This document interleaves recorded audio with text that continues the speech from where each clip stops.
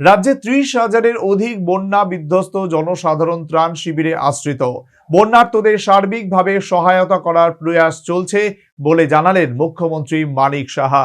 বিভিন্ন ত্রাণ শিবির পরিদর্শন করলেন মুখ্যমন্ত্রী।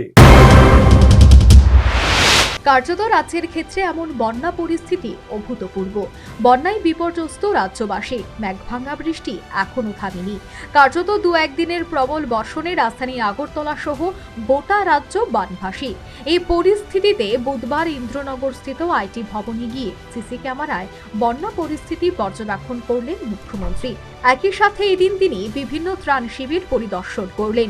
বন্যা পরিস্থিতি খতিয়ে দেখতে মুখ্যমন্ত্রী এদিন দক্ষিণ জেলা সফরে যাওয়ার কথা ছিল, কিন্তু বন্যা কবলিত রাস্তার বেহাল দশাজনিত কারণে তার দক্ষিণ জেলা সফর স্থগিত করা হয়। এই অবস্থায় মুখ্যমন্ত্রী এদিন পশ্চিম জেলার বিভিন্ন ত্রাণ শিবির পরিদর্শন করেন। শিবিরের বাসীদের সাথে মত বিনিময় করলেন এবং তাদের সুখ দুঃখের খবর নেন। বন্যার্তদের সহায়তায় সার্বিকভাবে কাজ চলছে এবং গোটা রাজ্যে বিভিন্ন শরণার্থী শিবিরে ৩০,০০০-এর অধিক মানুষ আশ্রিত এবং পরিস্থিতিকে বিপর্যয় বলে জানালেন মুখ্যমন্ত্রী। সবাই ধরনের ডিজাস্টার তো ক্যালামিটি সবাই কাছে এসছি, যেভাবে তাদের যাতে কোনো অসুবিধা না হয় সেই বিষয়ে খোঁজখবর নিচ্ছে। আমাদের সবাই কাজ করছে, সমস্ত গভর্নমেন্ট মেশিনারি প্লাস আমাদের যারা কাউন্সিলররা আছে খুব ভালো করে কাজ করছে।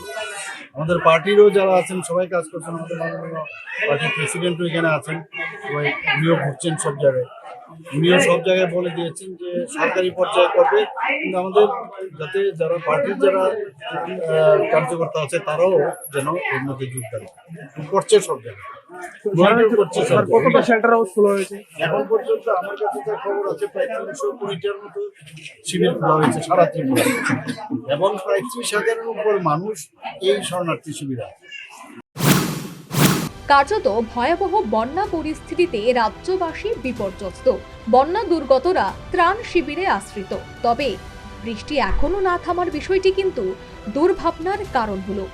Bureau report, news vanguard.